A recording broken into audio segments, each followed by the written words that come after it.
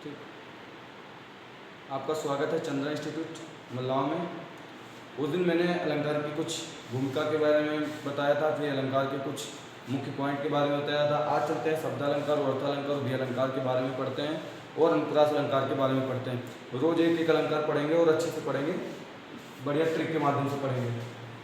अब एक बार चलो इनको रिपीट कर लेता हूँ, पिछली क्लास को रिपीट कर लेता हूँ। अलंकार के मुख्य बिंदु दिए हैं, इनको मैं एक बार रिपीट कर लेता हूँ जिसमें आपको भी जल्दी याद हो जाए। संस्कृत के अलंकारवादी कवि दंडी जी हैं, आचार्य दंडी जी हैं। काव्य शोभा करान धर्मान अलंकारन परिच्छेद, ये पिछली क्लास में हो चुका है। इसलिए इस पंक्ति को आचार्य दंडी जी ने दिया था। उपमा रूपक दीपक यमक और उपमा रूपक दीपक और यमक, इन चार अलंकारों को आचार्य भरत मुनि ने दिया था और उन्होंने अपने नाट्यशास्त्र एक ग्रंथ था और नाट्यशास्त्र के 10वें अध्याय में उन्होंने दिया था। नाट्यशास्त्र में टोटल 36 अध्याय हैं और धर्मों का अर्थ होता है गुण। जो अलंकार में गुण धर्म की विशेषता बताई जाती है या काव्य का सुंदरता बताई जाती है तो उसे अलंकार कहते हैं। तो वहीं पे धर्मों का अर्थ होता है गुण। ये यूपीएसआई के पेपर में शायद 2017 या 19 में आया हुआ है। भरत मुनि ने 4 अलंकारों को माना है, आचार्य भामा जी ने 38 अलंकारों को माना है तथा दंडी जी ने 35 अलंकारों का तथा उद्भट ने 41 अलंकारों को माना है। वामन ने 31 तथा मम्मट ने 67 तथा भोज ने 72, जगन्नाथ ने 100 अलंकारों को माना है।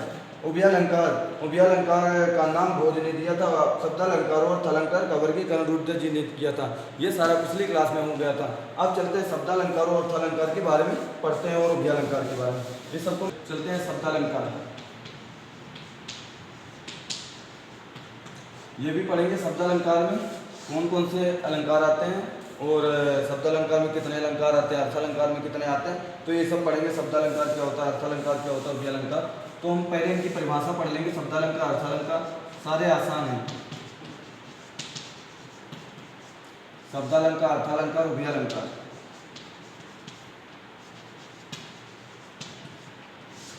अब तीनों की परिभाषा ले लेते हैं, फिर एक एक अलंकार में वर्गीकरण करते हैं कि इसमें कौन सा अलंकार आता है। तो इसमें तो मान लो बहुत कम ही अलंकार आते हैं, एक दो आएंगे तो आएंगे, लेकिन उभयालंकार तो कभी पेपर में नहीं पूछता है।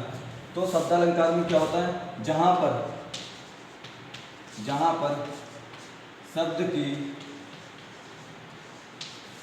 सुंदरता प्रकट की जाए, जहां पर शब्द की सुंदरता प्रकट की जाए, जहां पे शब्द की सुंदरता प्रकट की, मैं पूरी डिफिनेशन नहीं लिख रहा हूं, जहां पर शब्द की सुंदरता प्रकट की जाए वहां पे शब्दालंकार होता है। अर्थालंकार होता है जहां पर, जैसे यहाँ पे शब्द था, शब्दालंकार यहाँ पे शब्द था तो मैंने शब्द लिख दिया, या अर्थ है तो मैंने यहाँ पे अर्थ लिख दिया। जहां पर अर्थ की सुंदरता प्रकट की जाए, जहां पर अर्थ की सुंदरता प्रकट की जाए उसे अर्थालंकार कहते हैं। तथा उभयालंकार, ये पॉइंट और ये पॉइंट दोनों को उठा के इसमें रख दीजिएगा। जहां पर शब्द और अर्थ की, जहां पर शब्द और अर्थ की सुंदरता प्रकट की जाए उसे अर्थालंकार कहते हैं। अब चलते हैं शब्दालंकार में कौन से अलंकार आते हैं, अर्थालंकार में और उभयालंकार में कौन कौन से आते हैं। ये सबको मैं लिखता हूँ और ये इंपॉर्टेंट पेपर में आता है। यूपी पुलिस में कई इससे क्वेश्चन आए हुए थे कि शब्दालंकार कि में कौन कौन से अलंकार। तो अगली हेडिंग पड़ेगी शब्दालंकार। शब्दालंकार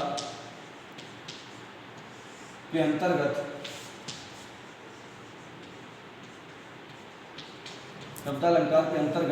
आने वाले अलंकार।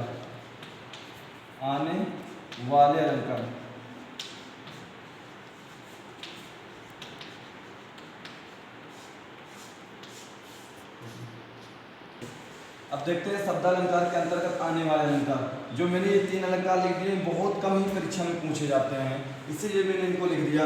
जो ऊपर वाले अलंकार है या 1 2 3 4 ये पेपर में पूछे जाते हैं। यूपीएसआई या यूपी पुलिस या बैंकिंग या मतलब बैंकिंग बता रहे हैं, मतलब अदर एग्जाम में जितनी भी प्रतियोगिता परीक्षा हैं सब में ये अलंकार पूछे जाते हैं। कौन सा शब्दालंकार में आता है, कौन सा अर्थालंकार में आता है, कौन सा उभयालंकार में, तो ये सब बता दूंगा। अब देखते हैं शब्दालंकार में कौन से अलंकार आते हैं। पहला हमारा आ गया अनुप्रास। अभी ये भी बता दूंगा पेपर में किस प्रकार से क्वेश्चन बनाता है। अनुप्रास, फिर हो गया यमक,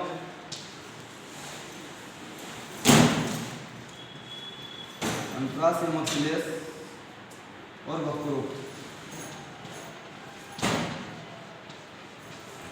ये 4 अलंकार तो याद रखने हैं। तीन नीचे के भूल जाओ तो कोई बात नहीं। अब ये पूछ देता पेपर में शब्दालंकार में कितने अलंकार आते हैं, तो शब्दालंकार में 7 अलंकार आते हैं। शब्दा का मतलब हो गया 7, मतलब शब्दा 10 से 7 का बोध हो रहा है। शब्दालंकार में कितने अलंकार, तो 7 अलंकार। अनुप्रास, यमक, श्लेष, वक्रोक्ति, विवक्षा, पुनरुक्ति, प्रमुख, दाभास, तो ये 7 अलंकार आते हैं। तो इसमें केवल हम आपको 4 अलंकार तक ही पढ़ाएंगे, ये 3 नहीं पढ़ाएंगे, क्योंकि ये 3 आपके एग्जाम में बहुत कम आते हैं। अगर यूपीएसआई में बैठेंगे तो ये वाला आ जाएगा और ये वाला, ये तो तब भी नहीं आता, ये किसी एग्जाम में पूछा ही नहीं गया विवक्षा अलंकार। तो हमने पढ़ लिया। अब उसके बाद चलते हैं शब्दालंकार, अर्थालंकार। अर्थालंकार के अंतर्गत आने वाले अलंकार,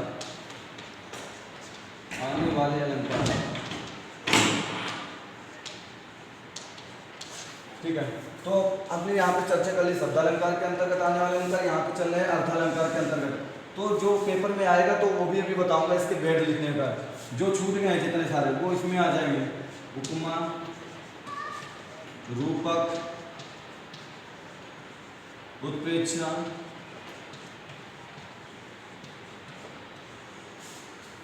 उपमा, रूपक, उत्प्रेक्षा, भ्रांतिमान,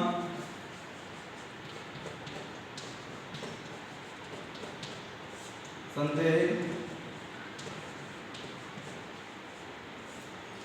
अतिशयोक्ति,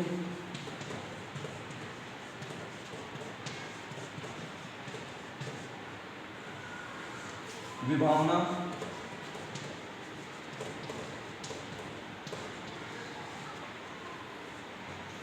और भी ढेर सारे अलंकार हैं, इनकी सीमा तो पता ही नहीं। उदाहरण अलंकार,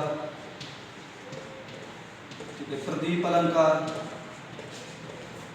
ऐसे बहुत ढेर सारे अलंकार हैं। विभावना अलंकार, प्रदीप अलंकार, मानवीकरण अलंकार,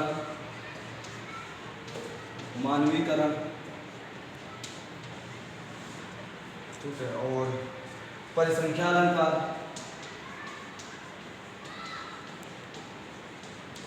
जो पेपर में हमेशा आते हैं। अगर यूपी पुलिस में पूछा जाएगा बस इतने से ही पूछ लिया जाएगा।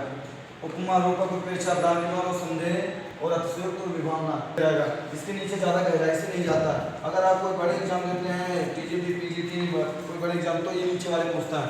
जो 9th और 10th 11th 12th में अनुप्रास, यमक, श्लेष, वक्रोक्ति, उपमा, रूपक, उत्प्रेक्षा, भ्रांतिमान, संदेह और अतिशयोक्ति, यहाँ तक अलंकार है। तो ये 9th और 10th 11th 12th वालों के लिए भी वीडियो बहुत अच्छा रहेगा।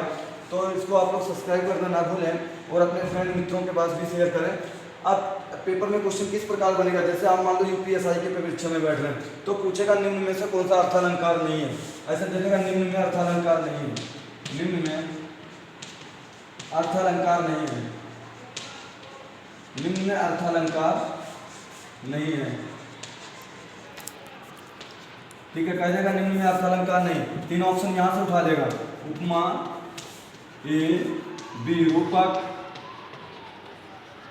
उपमा, रूपक, तीसरा उत्प्रेक्षा,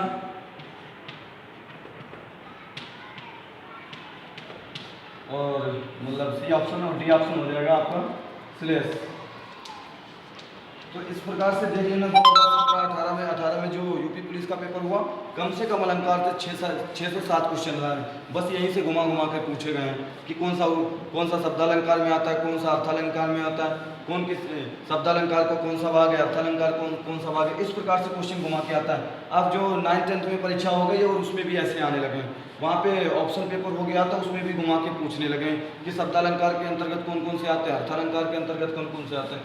तो निम्न में शब्दालंकार नहीं है, तो सॉरी अर्थालंकार लिखा, निम्न में अर्थालंकार नहीं है, तो अर्थालंकार ये उपमा है, रूपक, उत्प्रेक्षा और श्लेष हमारा नहीं है, तो श्लेष को हम टिक कर देंगे, श्लेष हमारा नहीं है। इस प्रकार से भी बनाएगा कि कौन सा शब्दालंकार है अलंकार, ऐसे शब्दालंकार ऐसे दे देगा, उपमा, रूपक, उत्प्रेक्षा, भ्रांतिमान, उपमा, रूपक, उत्प्रेक्षा, भ्रांतिमान और मान लो श्लेष दे दिया, तो श्लेष हमारा शब्दालंकार है, बाकी अर्थालंकार है।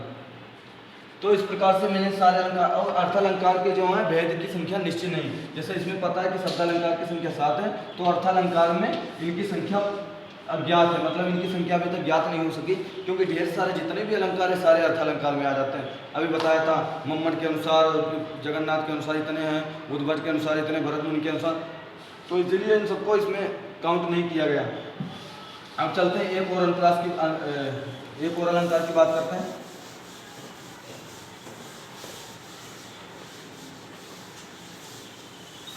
शब्दालंकार